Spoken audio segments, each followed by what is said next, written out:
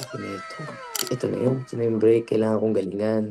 Last year, wala po akong projects. Tapos bigla dumating tumutya. I'm falling for JJ. Ayan. Sobrang gaan. Kasi lahat po kami magkakaibigan doon. Si Ashton, total package. Kaya niya sumayaw, kaya niya kumanta. Tapos sobrang galing niyang umarte. Hindi ko po alam, torpe po ako. Mahihain po ako.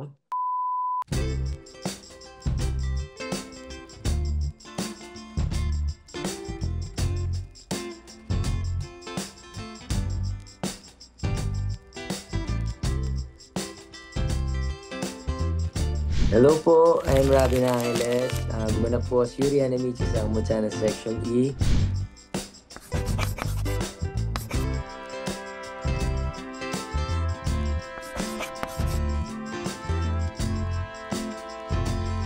Hindi pa rin po ako makapaniwala na ganun kadami yung tumanggap po sa amin, na ganun po kadami yung nanonood sa Mutana Section E. Maraming salamat po sa kanilang lahat.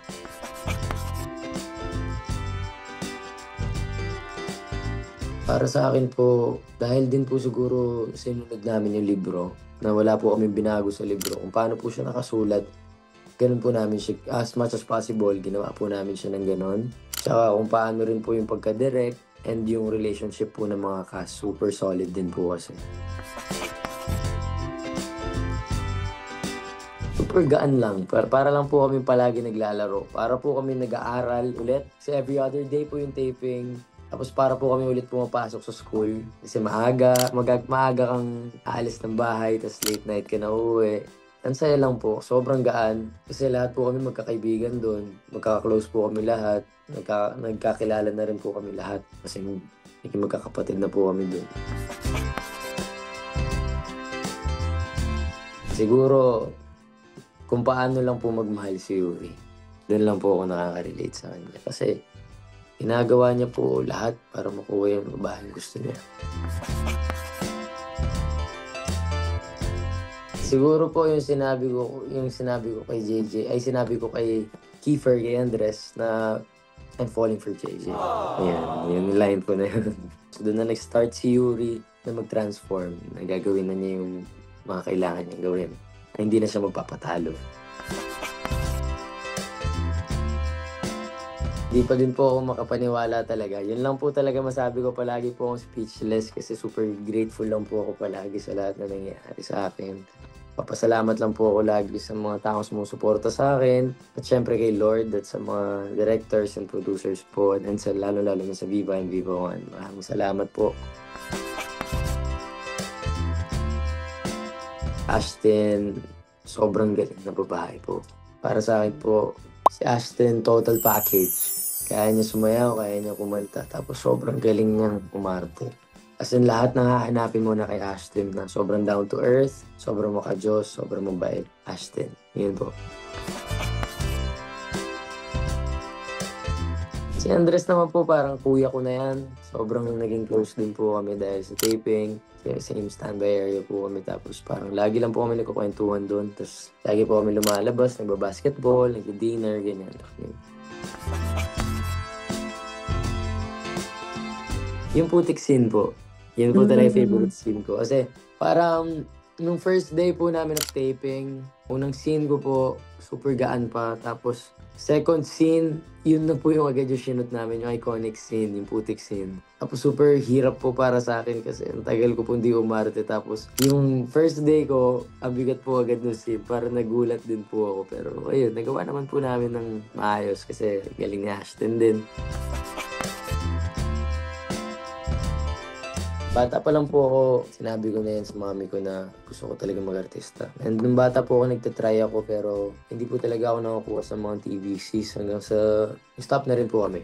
Tapos, nung after pandemic, nag-message po ako sa manager ko, kay Direk Jason Polak Samana po. Isa po siyang magaling na director. Tapos, sabi ko po sa kanya, try po niya akong isa lang as extra kasi masaya na po ako noon. Gusto ko lang po talaga matry mag-acting.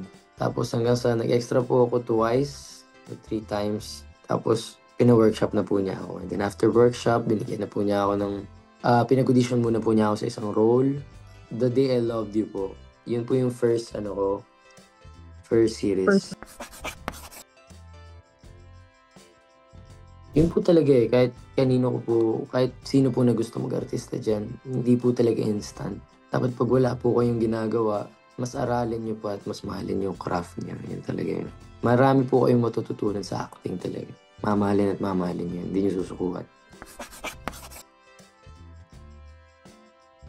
Ang acting po kasi parang nalalabas ko lahat ng emosyon. Parang nag-iiba-ibang tao ako, gano'n.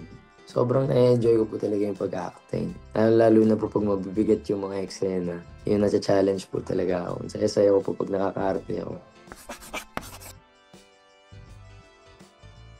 Aral bahay, aral bahay. Yun lang po talaga ginagawa ko, eh. Tapos nagta-try po akong gumawa ng mga TikTok videos, pero parang wala rin po nung mga panahon na yun. Tapos pero ito po talaga kasi yung gusto ko. Gusto ko po talagang umarte sa Elijah Canlas, JC Santos, ayun sila po yung nakikita ko na gagaling na aktor po talaga ngayon. Tapos abroad, Brad Pitt, Timothée Chalamet. No, mom ko po pure Filipina and yung dad ko din po pure Filipino.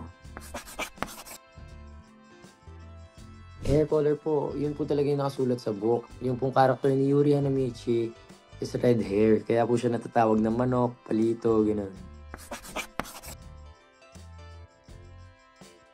Siguro para sa akin po itong project na 'to mas lumawak yung range ko. Kasi dito pa lang po ako nakaarte ng ganito na parang nalalabas ko po talaga yung feelings ko. Kasi yung binibigyan na po talaga ako ng eksena dito, ayan. Sobrang dami ko po natutunan dito, natutunan ko din po kung paano hindi na mahiya sa mga tao, gano'n. Mahiyain din po kasi ako nung una. Tapos ang dami ko na rin po naging kaibigan dito. Sobrang masaya po ako sa project na 'to, yun lang masasabi ko. Sabi kong ganyan, nakuha ako dun sa audition. Sabi niya, "Ay, congrats na," ganyan, ganyan. Tapos nung po ano, nung parang hindi ko pa po kasi nababasa yung book nun, hindi ko pa po kilala si Yuri Hanamichi. Ta's nagulat po kami nila mami ko, one of the leads po pala siya. Parang, sabi na ito na yun, ito na yung break, kailangan kong galingan. Nasa isip ko po nun parang, kahit di ako sumikat, basta mabigyan ko ng hustisya 'tong role na 'to, gano'n. Yun lang po talaga gusto ko, makaarte po, mapatunayan ko na kaya ko umarte. And mapakita ko po sa inyo na gustong-gusto ko yung ginagawa ko.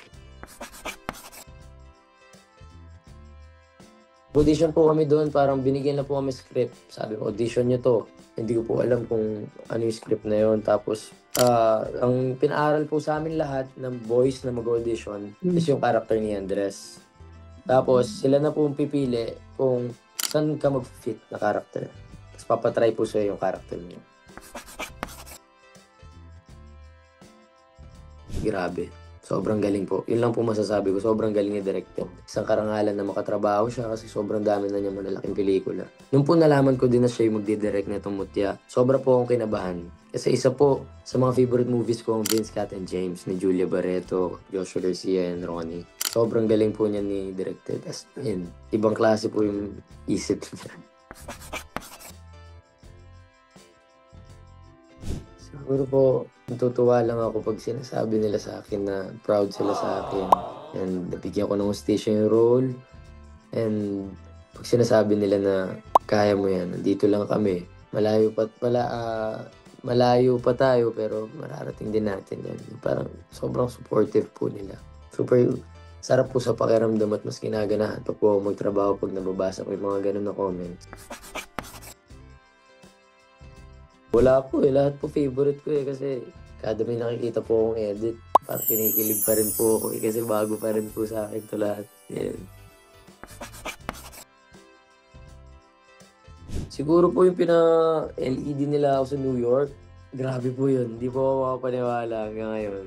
Kasi yung mga tao po sa New York, may mga Hollywood actors dun ta's nadadaanan nila yun, 'di ba? Grabe. Pinay na makulit, maliit, tapos medyo singkit, gano'n.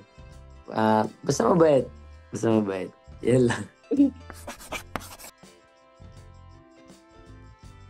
Hindi ko po alam, torpe po ako, mahiyain po ako. Magsi-smile lang po ako sa kanya, 'yun lang.